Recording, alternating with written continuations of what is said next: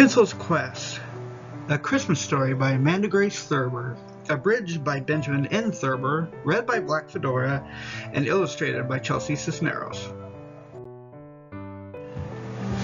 Chapter 1. The All Salon. Tinsel tried to keep her mind on her work. It wasn't easy for her, being the only elf in the North Pole who had a huge imagination. It wasn't a bad thing, she kept hearing people say, but it caused problems in her former jobs. When she worked in wrapping, she was told she put too much effort into the wrapping itself and not on the present. She worked in painting for a while, but her designs, although elegant, often went way beyond the mark.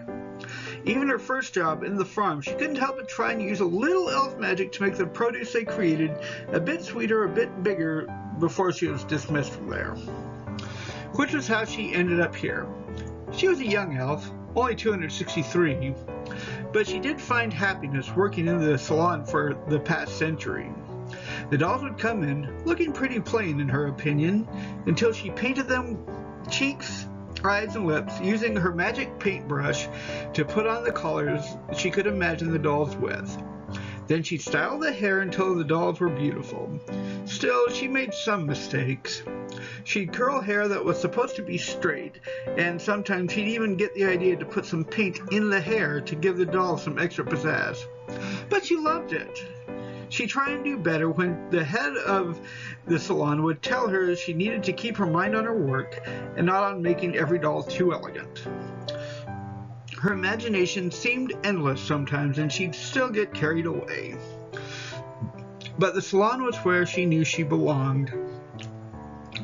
This part off the main workshop felt like it was somewhere she could work better. And when she went too far, it wasn't that difficult for her to fix the mistakes with just a touch of magic.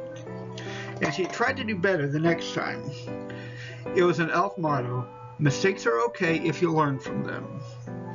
So Tinsel would sit there, driven to far-off places during her breaks while sipping from her favorite chocolate eggnog. This batch was particularly fresh that day, so she tried to imagine riding with Santa on his sleigh, but only one elf could do that. She never left the North Pole. Only the head elf would be the one to fly with the boss on that particular special night. Tinsel didn't mind either, but with her imagination, she could still fly and see the whole world on that magical night of Christmas Eve, when it was possible to do what they prepared the whole year for. That time was coming soon. Still, Tinsel was happy. She loved her job. She loved making dolls for the little girls that would bring them happiness. It meant the world to her. But she still wondered if there was something beyond her home. She was thinking of that one time she got locked in the painting room, and how she had her own Christmas then when she heard a couple of elves talking. "I'm telling you, the boss reports to someone else." The other one shook her head. "No, not unless you count Mrs. Boss." The first one began moving her arms to show her point. "I heard that even she reports to the boss's boss." Tinsel didn't hear anything more as she was heading back to work. Santa Claus was the best boss in the world. He was always kind, always ready to listen when an elf had a complaint, and always very helpful in fixing problems. With a world filled with boys and girls, it took a big operation to make sure they all had a chance at being good. But who did Santa report to? Who was Santa's boss? Her imagination ran wild, knowing she had something else to think about while she was at work.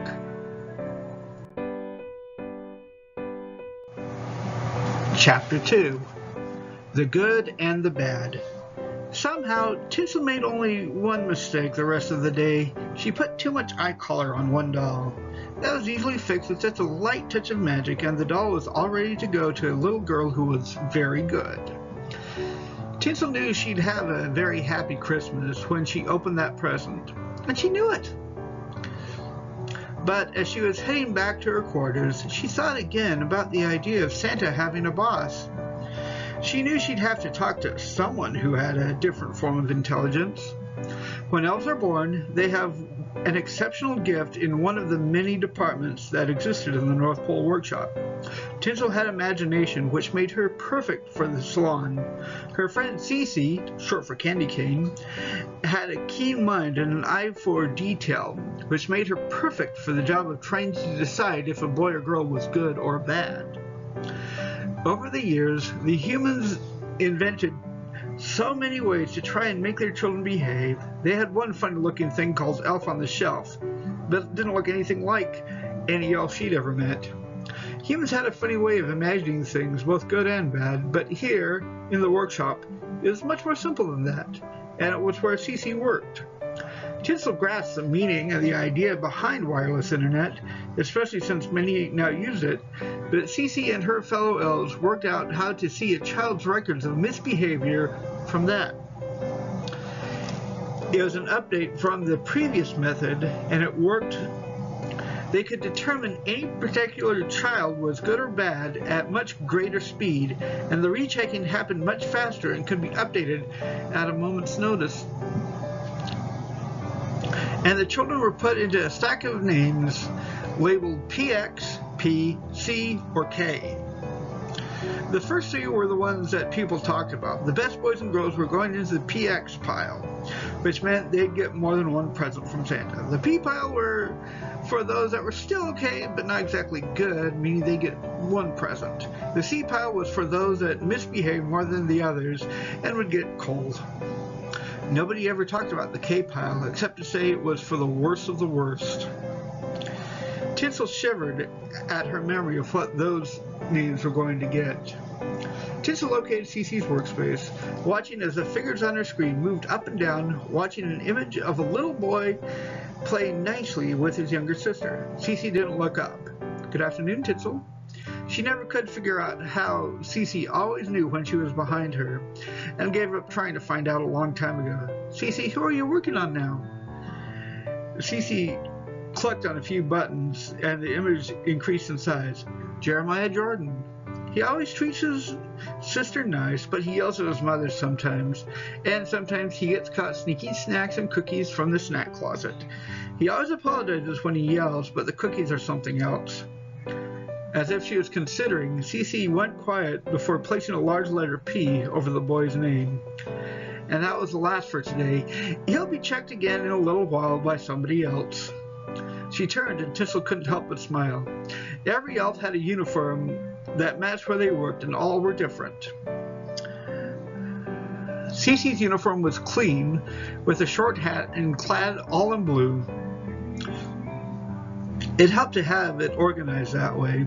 The entire workshop had grown in efficiency over the time since it was started. Cece was one of those elves who had a detail-centered mind, something that Tinsel realized meant she was good at the sorting, and Cece always knew something before Tinsel even told her. "What's on your mind, Tinsel?" As she got up to get ready to go to her quarters, Tinsel waited for her to get set before telling her, "I heard just today that Santa might have a boss of his own, someone that he reports to and someone that he takes directions from." Cece nodded. "That rumor has been floating around the North Pole for a long time, young one." Being one of the newest elves, Tinsel was often called young one by those that knew her. Cece wasn't that much older than Tinsel, merely 374, but she always knew more than others. "Are you sure there's no truth to it?" Cece paused for a moment. "I can't say for certain. Someone usually gets it in their heads that Santa's boss must be real, must be someone who could make the boss seem rather dull by comparison, but shortly after they go find out, they're changed." Tinsel let the question that popped into her mind come out next. "For the better?" Cece patted her on the shoulder. "All elves by their nature are good beings. If you want to know, though, I'll help, but we need to talk to Frankie." Tinsel sighed heavily. Frankie was another friend, someone who was in wrapping, and Tinsel liked him very much, but she didn't know how someone like that could help them even begin to locate Santa's boss.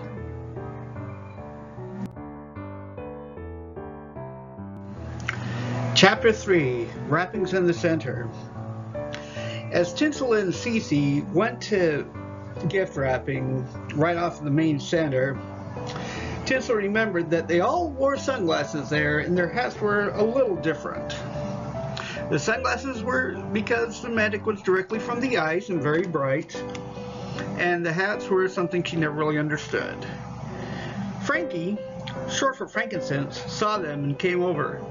"Hey, what's up?" Cece gave an answer that seemed so much like her.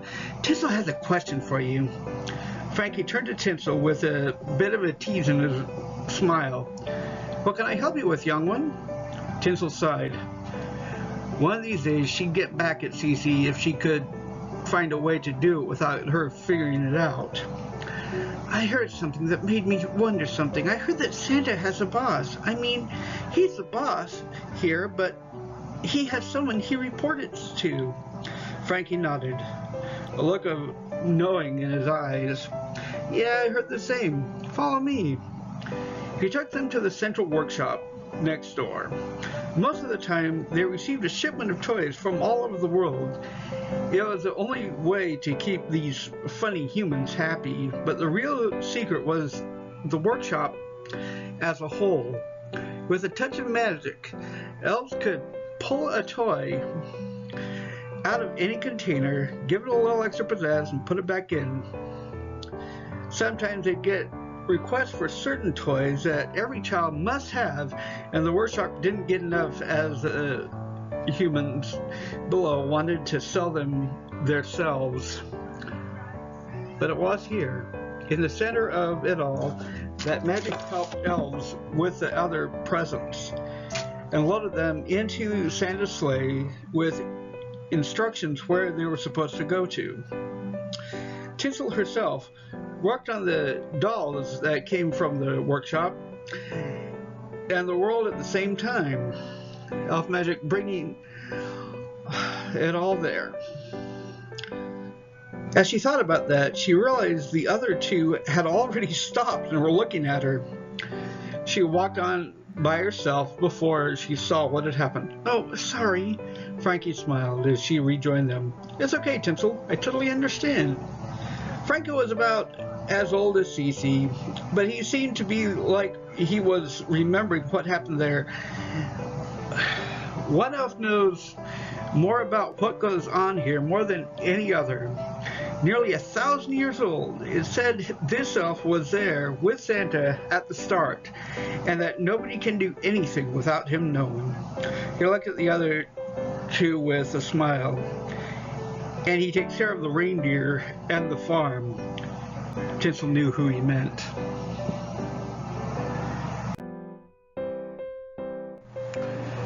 Chapter 4. The Farm and the Stables. Tinsel knew the entire facility lay under the ice of the North Pole. As such, they were able to use magic, the ice itself, and other things to get what they needed. She knew the magic existed. Elves could eat pretty much anything without having to worry about all the things the people in the world had to. While she worked there, she'd seen how the North Pole ice was used to water many of the fields, while the salt that came from the melted water went to those fields that needed salt. She looked at the fields, growing candy canes, gumdrops, and even one place that had chocolate-covered cherries growing in it. She had to wonder why she never found that place until Frankie got her attention. "Okay, Tinsel, you know, gee, you may be a little upset that we're coming in, so be ready." Frankie pulled the door open, and Tinsel and Cece went in. She'd see reindeer, of course, but the end of the stables were 2 or 3 times bigger. She saw the names, painted in elvish gold at elf height, and had to wonder. She moved closer to the one called Cupid as it leaned its head down to her. She had barely noticed she had forgotten something very important. She giggled as she pet the large animal's head. A new voice started to shout, "No, don't get them anywhere near your..." Tinsel gasped as Cupid deftly took her hat off and flung it across the barn. A familiar elf with white hair came over to her. "Are you okay?" She put her hat on with a smile. "I am now." He raised a wrinkled hand and pointed a finger at her. "Young one, you know the sign in there, and before you were moved from the farm, you know we never wear hats. The reindeer love to take them off." Frankie stepped in. "Golden, we're looking to learn." Golden looked at Frankie, shaking his head. All you young ones care about is making things shiny and perfect. No one cares about elves that are old, and no one would care about how hard it is to grow the reindeer feed that makes them a handful. Elf magic is all anyone cares about, and when they finally get around to seeing old gold, it's only about how the North Pole ice water makes their feet capable of making them fly. It's been a long time since anyone even asked Golden why the magic can't put batteries in with the toys. He raised his hand again, and Tinsel thought for a moment that he had lost use of the other. The secret isn't how to make them fly. No, the real secret is how to stop a real danger of flying reindeer to those who are below. Tinsel almost asked what that danger was, but Frankie stopped her. We don't want to ask about that. No, we want to know who Santa's boss is. Golden looked at them all for a moment, then started to shuffle towards a corner in the barn. He turned around after a moment and asked them to follow him. They entered an office, or was it a living space? Tinsel never could figure out why it looked like both. After a moment, a good-natured growl came out of him. Well, take a seat, kids. Are you waiting for an invitation in the letter department? They all sat around the table. Golden looked at them all. Okay, who wants to know? Tinsel and Cece both raised their hands. After a moment, so did Frankie. It might not be what you expect. You see, if you follow through, your lives will be changed, and you will see all of us for what we really are. Tinsel wasn't sure she liked the idea. Cece asked, Is it a bad change? Golden smirked at her. No, not at all. All learning about the one Santa reports to would do is tell you who and what you really are. But it isn't something that's easy to accept. Tinsel leaned forward. So who's the boss's boss?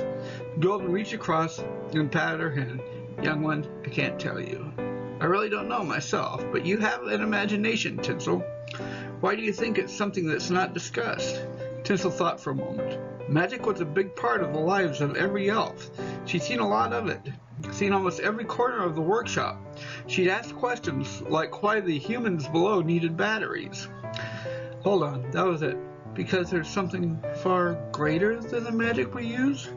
Golden smiled at her, patted her hands. He stood again and started to shuffle around. It was clear something was on his mind, but all he did was pour them all a mug of hot cocoa. The marshmallows, he claimed, were a fresh harvest from the farm. When he sat back down, he grunted. That was very good, young one. Now, after you finish your cocoa, you need to go and ask Santa himself. His eye twinkled a little. He knows the story far better than I do.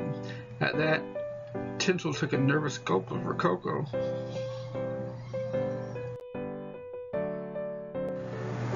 Chapter 5. Main Office. Tinsel felt a little scared coming up to the top of the workshop.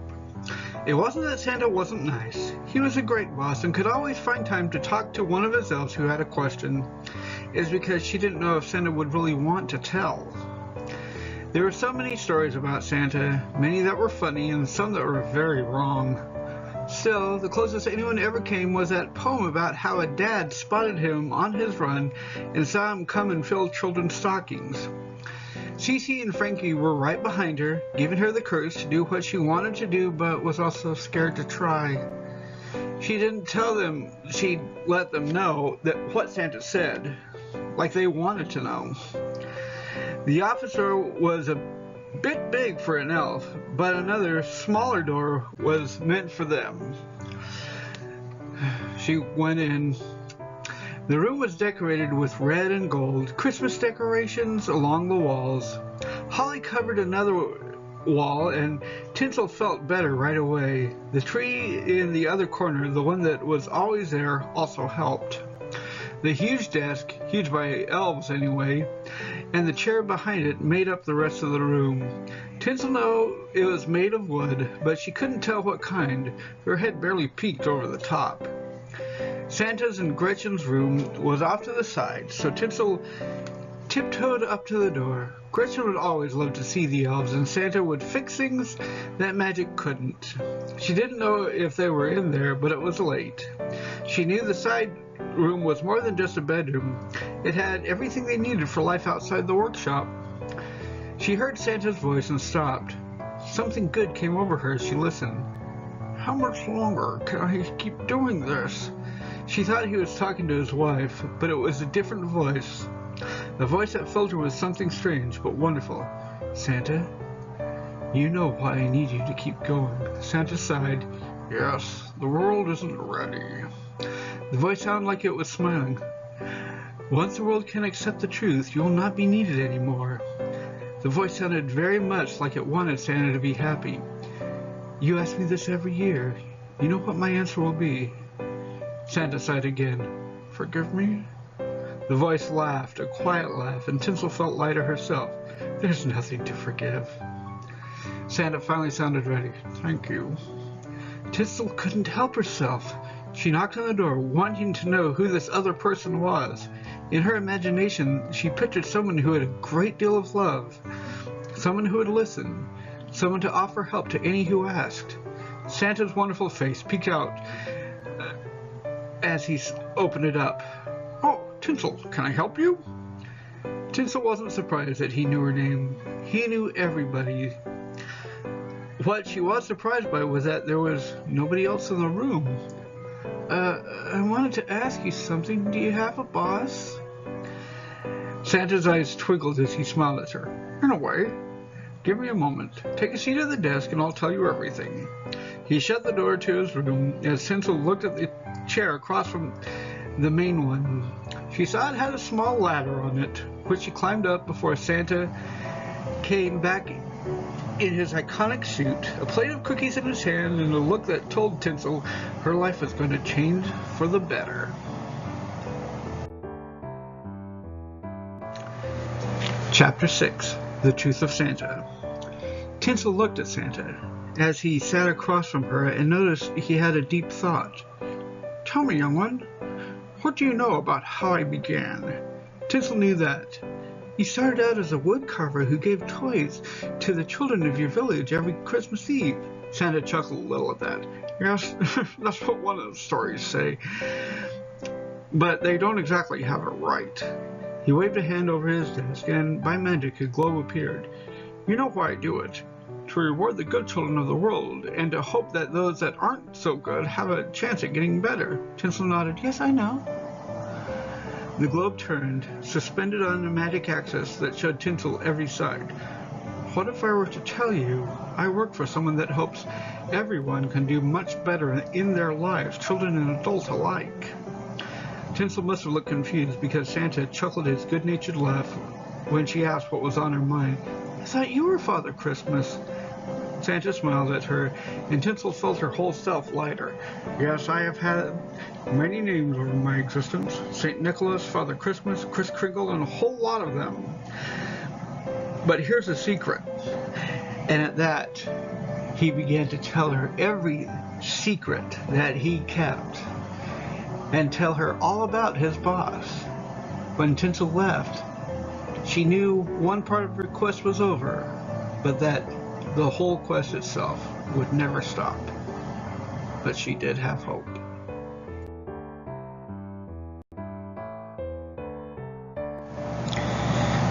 So that's it. I know some of you are probably a little disappointed that I didn't actually tell you who Santa's boss was. That's in the original story, the full one, for free until Christmas Eve on Kindle. And then it goes back to regular price. Anyway, please like, comment, subscribe by pushing on the little hat in the middle of the Christmas tree. And we'll see you with one more Christmas video this year, and then we'll see what happens next. Thank you all again. It means the world to me that you listened. We'll see you next time.